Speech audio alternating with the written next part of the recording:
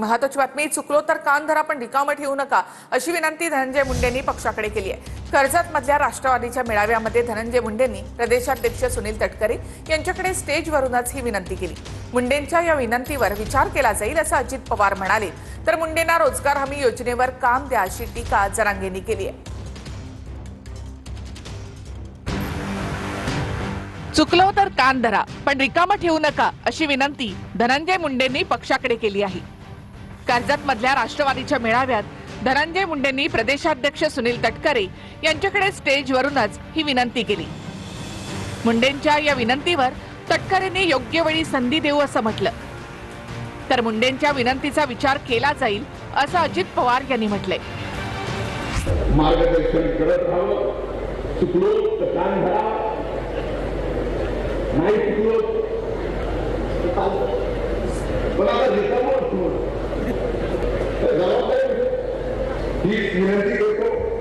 मी स्वतः प्रदेशाध्यक्ष आम्ही त्यांच्या कार्याची योग्य ते नोंद घेतलेली आहे आणि भवितव्याच्या कालावधीमध्ये ज्यावेळेला पक्षाच्या माध्यमातून महायुतीच्या माध्यमातून चांगल्या पदावरती काम करण्याची संधी देण्याचा योग येईल तो लवकरात लवकर यावा, त्यांना ती संधी दिली जाईल। धनंजय मुंडे यांच्याकडनं तटकरेंना विनंती केली गेलेली आहे की मला कुठेतरी काम द्यावं, काहीतरी जबाबदारी द्यावी अशा प्रकारे मागणी केली आहे। त्यांच्या विनंतीचा मान केला जाईल, सूचनांचं पालन केलं जाईल। संतोष देशमुख हत्या प्रकरणात धनंजय मुंडेंचा निकटवर्तीय वाल्मिक कराड तुरुंगात गेला। त्यानंतर धनंजय मुंडेंना सुद्धा मंत्रिपदाचा राजीनामा द्यावा लागला आणि मुंडेंच्या जागी भुजबळ मंत्री झाले। त्याच भुजबळांनी धनंजय मुंडेंना ओबीसी आरक्षणाबाबतच्या कामात सहभागी होण्याचा सल्ला दिला। एक काम जरूर आहे आपल्याकडे, बाकीचं ते काही अजितदादा बघतील। स्वर्गीय गोपीनाथराव मुंडे यांनी आपल्यासाठी जे काम सोडून गेलेले आहे ओबीसीचं आरक्षण करणे, ते काम मात्र जे आहे आपण सहभागी झालं तर बरं आहे, त्यांचं पण स्वप्न पूर्ण होईल। धनंजय मुंडे यांना रिंगण करून राजीनामा द्यायला लावला असा आरोप सदावर्ते यांनी केलाय। अंजली दमानिया आणि जितेंद्र आव्हाड यांनी मुंडेंच्या पुनर्वसनाला विरोध केलाय। मुंडेंना रोजगार हमी योजनेवर काम द्या असं म्हणत जरांगेंनी टीका केली। रिंगण करून आधी मुंडे म्हणजे धनंजय मुंडेंना जे राष्ट्रीय नेते आहेत ओबीसींचे, जे ओबीसींचं श्रद्धास्थान आहेत, त्यांना तुम्हाला सांगतो त्रास दिला, त्यांना राजीनामा काही काळ द्यायला लावला, मुंडे साहेबांना द्यायला लावला। धनंजय मुंडे यांना जनतेच्या कुठल्याही कामापासून दूर ठेवावं असं माझं स्पष्ट मत आहे। त्यांचा आता वेळ जात नाहीये, मला काहीतरी काम द्या असं त्यांनी साकडं आता तटकरेंपुढे घातलंय। तर आता त्यांच्या स्थानिक स्वराज्य संस्थेच्या निवडणुका आहेत, पक्षबांधणीची कामं आहेत, अशी असंख्य कामं आहेत, त्यांनी पक्षाची कामं करावी, पण जनतेच्या कुठल्याही पदावर हा व्यक्ती परत आला नाही पाहिजे। ते शेवटी त्यांचा पक्ष आहे, त्यांनी काय निर्णय घ्यावा त्यांचा त्यांनी घ्यावा। फक्त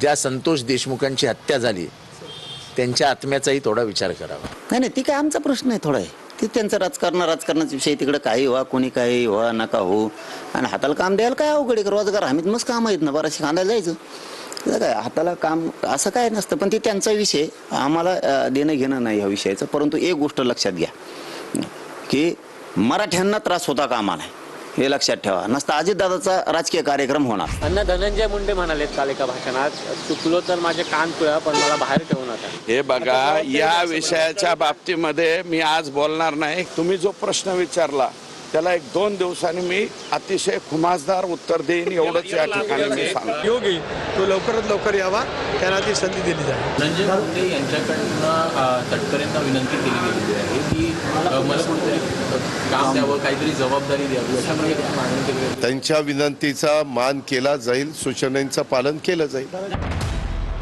संतोष देशमुख हत्या प्रकरणात धनंजय मुंडेंचा निकटवर्तीय वाल्मिक कराड तुरुंगात गेला। त्यानंतर धनंजय मुंडेंना सुद्धा मंत्रिपदाचा राजीनामा द्यावा लागला आणि मुंडेंच्या जागी भुजबळ मंत्री झाले। त्याच भुजबळांनी धनंजय मुंडेंना ओबीसी आरक्षणाबाबतच्या कामात सहभागी होण्याचा सल्ला दिला। एक काम जरूर आहे आपल्याकडे, बाकीचं ते काही अजितदादा बघतील। स्वर्गीय गोपीनाथराव मुंडे यांनी आपल्यासाठी जे काम सोडून गेलेले आहे ओबीसीचं आरक्षण करणे, ते काम मात्र जे आहे आपण सहभागी झालं तर बरं आहे, त्यांचं पण स्वप्न पूर्ण होईल। धनंजय मुंडे यांना रिंगण करून राजीनामा द्यायला लावला असा आरोप सदावर्ते यांनी केलाय. अंजली दमानिया आणि जितेंद्र आव्हाड यांनी मुंडेंच्या पुनर्वसनाला विरोध केलाय. मुंडेंना रोजगार हमी योजनेवर काम द्या असं म्हणत जरांगेंनी टीका केली. रिंगण करून आधी मुंडे म्हणजे धनंजय मुंडेंना जे राष्ट्रीय नेते आहेत ओबीसींचे, जे ओबीसींचं श्रद्धास्थान आहेत, त्यांना तुम्हाला सांगतो त्रास दिला, त्यांना राजीनामा काही काळ द्यायला लावला, मुंडे साहेबांना द्यायला लावला. धनंजय मुंडे यांना जनतेच्या कुठल्याही कामापासून दूर ठेवावं असं माझं स्पष्ट मत आहे. त्यांचा आता वेळ जात नाहीये, मला काहीतरी काम द्या असं त्यांनी साकडं आता तटकरींपुढे घातलंय. तर आता त्यांच्या स्थानिक स्वराज्य संस्थेच्या निवडणुका आहेत, पक्षबांधणीची कामं आहेत, अशी असंख्य कामं आहेत. त्यांनी पक्षाची कामं करावी, पण जनतेच्या कुठल्याही पदावर हा व्यक्ती परत आला नाही पाहिजे. ते शेवटी त्यांचा पक्ष आहे, त्यांनी काय निर्णय घ्यावा त्यांचा त्यांनी घ्यावा. फक्त ज्या संतोष देशमुखांची हत्या झाली त्यांच्या आत्म्याचाही थोडा विचार करावा. नाही, ती काय आमचा प्रश्न आहे थोडा आहे. ती त्यांचं राजकारणाचा विषय, तिकडे काही व्हा कोणी काही व्हा नका हो. आणि हाताला काम द्यायला काय अवघड आहे, रोजगार हमीत मस्त काम आहेत ना, बराचसे खांदायला जायचं. काय हाताला काम असं काय नसतं, पण ते त्यांचा विषय, आम्हाला देणं घेणं नाही ह्या विषयाचं. परंतु एक गोष्ट लक्षात घ्या की मराठ्यांना त्रास होता कामा नाही, हे लक्षात ठेवा. नसता अजितदादाचा राजकीय कार्यक्रम होणार. अण्णा धनंजय मुंडे म्हणालेत काल एका भाषणात, चुकलो तर माझे कान पिळा पण मला बाहेर ठेवू नका. हे बघा, या विषयाच्या बाबतीमध्ये मी आज बोलणार नाही. तुम्ही जो प्रश्न विचारला त्याला 1-2 दिवसांनी मी अतिशय खुमासदार उत्तर देईन, एवढंच या ठिकाणी मी सांगतो. सांगलीमध्ये गोपीचंद पडळकर यांच्या विरोधामध्ये पवारांच्या राष्ट्रवादीचा मोर्चा निघाला. पडळकरांनी जयंत पाटलांवर केलेल्या वक्तव्याच्या विरोधामध्ये मोर्चा काढण्यात आला. शशिकांत शिंदे, रोहित पवार यांच्यासह आव्हाड आणि निलेश लंके हे देखील या मोर्चामध्ये सहभागी झाले. राजाराम बापू पाटलांच्या पुतळ्यापर्यंत हा मोर्चा काढण्यात आला. सांगलीमध्ये पडळकर यांच्या विरोधामध्ये पवारांच्या राष्ट्रवादीनं हा मोर्चा काढलेला आहे. आता ह्याच्या मागे कोण आहे तर देवेंद्र फडणवीस साहेब आहेत. त्यांनी काय केलंय, त्यांच्या आजूबाजूला कुठेतरी बहुजन समाजाचे नेते ठेवलेले आहेत. ते स्वतः सुसंस्कृत बोलतात. कोण? देवेंद्र फडणवीस साहेब. पण बहुजन समाजाचे नेते आसपास जे ठेवलेले आहेत त्यांना मात्र त्या ठिकाणी खालच्या लेवलला जाऊन बोलायला ते सांगतात, असं आमचं ठाम मत आहे. त्यासाठी तिथं ज्या व्यक्तीली पडळकरांनी जे काही वक्तव्य केलंय, जाहीर माफी त्यांनी तिथं मागावी. आणि सगळ्यात महत्त्वाचं, देवेंद्र फडणवीस साहेबांनी थातूर मातूर आदेश देण्यापेक्षा डायरेक्ट सरसकट बोललं पाहिजे की अशा प्रकारचं राजकारण खालच्या लेवलचं वक्तव्य कुठल्याही व्यक्तीबद्दल हे आम्ही खपून घेणार नाही. माझं स्पष्ट मत आहे की गोपीचंद पडळकर हे औरंगजेब, सदावर्ते हे शाहिस्ते खान आणि लक्ष्मण हाके हे अफजल खान, हे तिघही आधुनिक औरंगजेब, अफजल खान आणि हे शाहिस्ते खान आहेत. हे माझं स्पष्ट मत आहे. त्यांनी आमच्या नादी कोणत्याही परिस्थिती यांनी नागू नये, यांना मी नीट सांगतो व्यवस्थितपणे. अहिल्यानगरच्या पाथर्डी तालुक्यातील मुसळधार पावसानं झोडपलेला आहे. पावसामुळे पागोरी पिंपळगावमध्ये पाणी साचलं आणि यावेळी गावातील ग्रामस्थांना दोरीच्या आणि जेसीबीच्या सहाय्यानं बाहेर काढावं लागलं. अहिल्यानगरच्या पाथर्डी तालुक्यामध्ये पागोरी पिंपळगावला पुराचा वेढा बसलाय. वृद्ध, लहान मुलं, महिला या सगळ्यांना दोरीच्या सहाय्यानं या ठिकाणी बाहेर काढण्यात आलं. काही ठिकाणी जेसीबीचा वापर देखील करण्यात आला. राज्यामधल्या अनेक जिल्ह्यांमध्ये मुसळधार पावसाचा हाहाकार पाहायला मिळतो. धाराशिव, बीड, जळगाव, जालना, सोलापूर, अहिल्यानगर आणि छत्रपती संभाजीनगर या ठिकाणी गंभीर पूरस्थिती निर्माण झाली. अनेक गावांचा संपर्क तुटलेला आहे. शेतकऱ्यांचं देखील मोठ्या प्रमाणात नुकसान झालंय.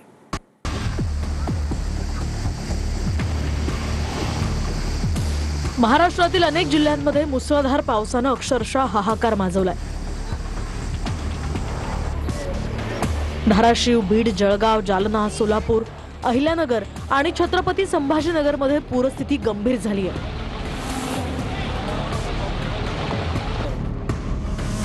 अनेक गावांचा संपर्क तुटला असून शेतकऱ्यांचंही मोठ्या प्रमाणात नुकसान झालंय.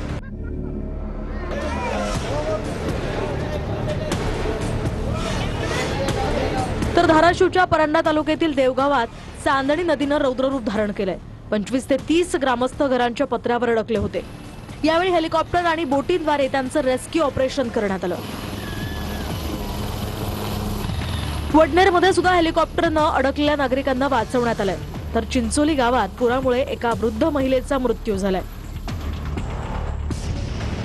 तिकडे बीडच्या शिरूर कासारमध्ये सिंदफणा नदीला पूर आलाय. बाजारपेठ आणि घरांमध्ये पाणी शिरलंय, पण सुदैवानं यामध्ये जीवितहानी झाली नाही. तर आष्टी तालुक्यातील वनवेवाडी हे गाव पूर्णपणे पाण्याखाली गेलंय. गावकरी डोंगरावर आश्रयाला गेलेत. गावामध्ये 8 दिवसांपासून वीजही नाही. दरम्यान बीड तालुक्यातल्या हिंगणी खुर्द या गावाला सुद्धा मांजरा नदीच्या पुराचा मोठा फटका बसलाय. मांजरा नदीला आलेल्या पुरामुळे गावातील अनेक घरं, शाळा आणि शेकडो एकर शेती पाण्याखाली गेली आहे. ग्रामस्थांचं संसारोपयोगी साहित्य, शेती पिकं आणि पशुधनाचंही प्रचंड नुकसान झालंय.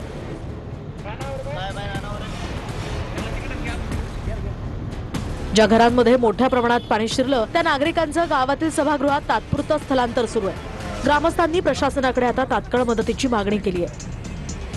हे पाण्याची सोय करावी, आता काय करावं, आम्ही कुठं जावं, आता आम्हाला जायला जागा नाही. सगळ्या गाड्यामध्ये पाणी शिरलेलं आहे. आता ही गाडी पूर्ण हालाना गेली, म्हणजे 4 टायर आदर झालेले आहेत. तर जळगावच्या पाचोरामध्ये हिवरा नदीला पूर आलाय. घरं, दुकानं आणि बाजारपेठेत पाणी शिरलंय. भडगावात कोल्हे नाल्यामुळे वाहतूक ठप्प झाली. तिकडे जालन्यातही गिरिजा नदीच्या पुरामुळे कापूस आणि इतर पिकांचं प्रचंड नुकसान झालं. इंदापूरच्या नरुटवाडीमध्ये वीज कोसळून उसाच्या शेताला आग लागली. तर ही घटना सीसीटीव्हीमध्ये कैद झाली आहे. दरम्यान या पावसामुळे 10 ते 15 एकर ऊस वाचलाय, पण 3 ते 4 गुंठे ऊस जळाल्याची माहिती आहे.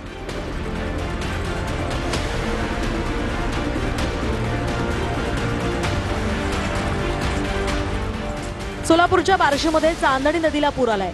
अनेक गावांचा यामुळे संपर्क तुटला असून उडीद, कांदा, सोयाबीन या पिकांचं नुकसान झालंय.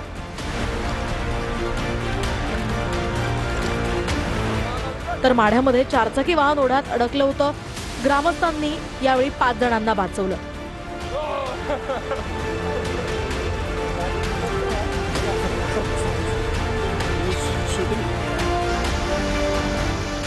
तर अहिल्यानगरमधील सीना नदीला सुद्धा पूर आलाय. त्यामुळे नगर कल्याण महामार्ग बंद झालाय.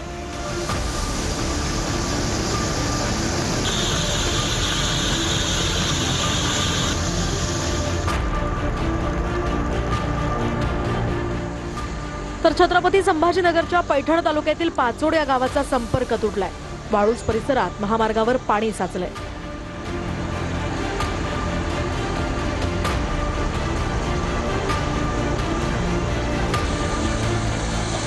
तर बुलढाण्याच्या लोणार तालुक्यामध्ये अतिवृष्टीमुळे शेती पिकं अक्षरशः वाहून गेली आहेत. शेतकरी ओला दुष्काळ जाहीर करण्याची मागणी करतायत. दरम्यान प्रशासनानं नागरिकांना सतर्कतेचा इशारा दिलाय. शेतकऱ्यांचं नुकसान आणि विस्कळीत जनजीवन यामुळे अनेक ठिकाणी मदत कार्यही सुरू आहे. या संदर्भातल्या पुढील अपडेटसाठी आमच्याशी जोडलेले राहा.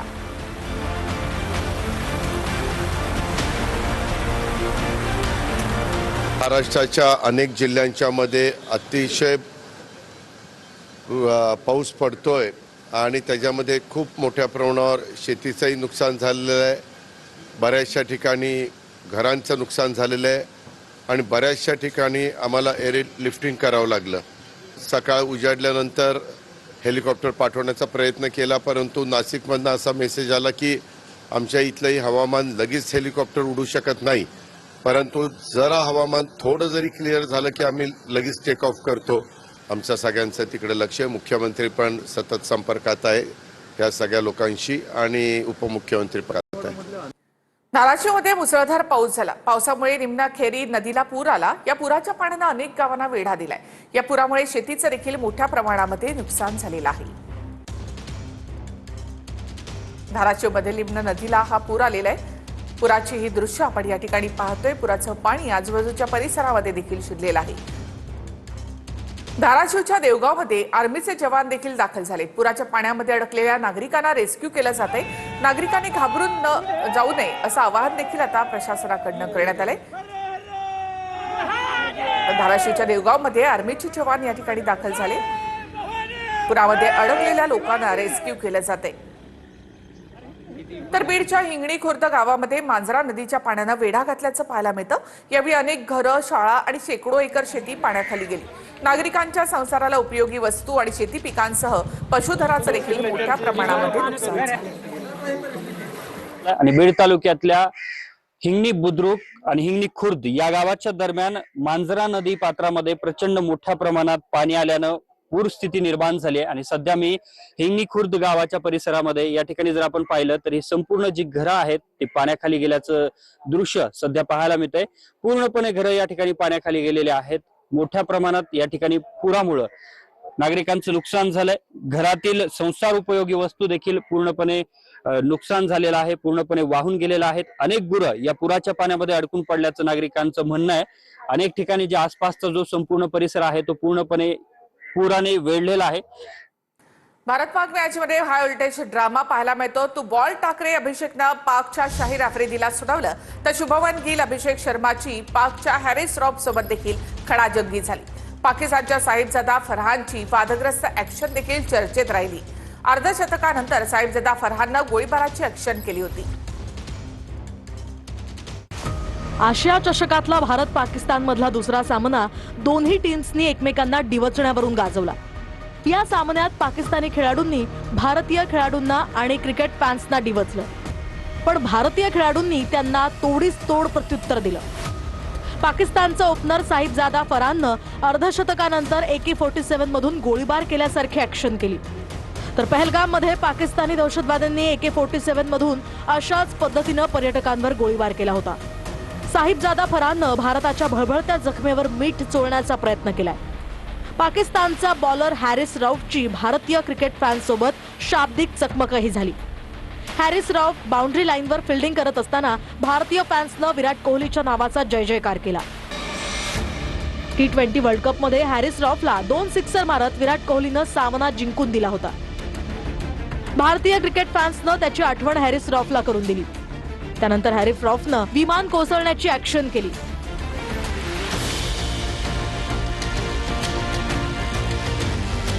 ऑपरेशन सिंदूरमध्ये भारतीय विमानं कोसळल्याचा खोटा दावा पाकिस्तान नेहमीच करतो. रौफनं मैदानात तेच केलं. पाकिस्तानी खेळाडूंच्या सेलिब्रेशनला भारतानं पहिल्याच बॉलपासून उत्तर दिलं.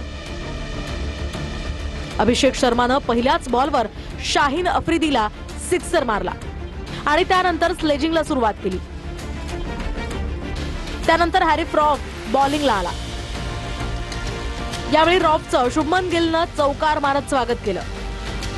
त्यानंतर मैदानातच अभिषेक शर्मा आणि शुभमन गिल दोघेही रौफला भिडले. जा तू बॉल टाक असं अभिषेक शर्मा रौफला म्हणाला. या सामन्यात भारतानं पाकिस्तानचा 6 विकेट्सनं पराभव केला. एकट्या अभिषेक शर्मानं 39 बॉलमध्ये 74 रन करत भारतीय संघाला डिवचणाऱ्या पाकिस्तानी खेळाडूंची चांगलीच जिरवली. सर मैं एक्चुअली ये क्वेश्चन के ऊपर एक चीज बोलना चाहूंगा. मुझे ऐसा लगता है कि आप लोगों को ये क्वेश्चन पूछने बंद कर देना चाहिए अभी राइवलरी के ऊपर, बिकॉज राइवलरी स्टैंडर्ड राइवलरी एक ही बात है सर. कोई टीम अच्छा क्रिकेट खेले नहीं खेले, मेरे हिसाब से अगर 2 टीमें 15-20 मैच खेल रही हैं और उसमें अगर 7 ऑल है या 8-7 से कोई आगे चल रहा है तो उसको अच्छा क्रिकेट खेलना बोलते हैं और उसको राइवलरी बोलते हैं. 13-0, 10-1, मुझे पता नहीं क्या स्टैट है, but this is not a rivalry any more. But yeah I feel we played better cricket than them between 7 to 15 and also from bowling point of view.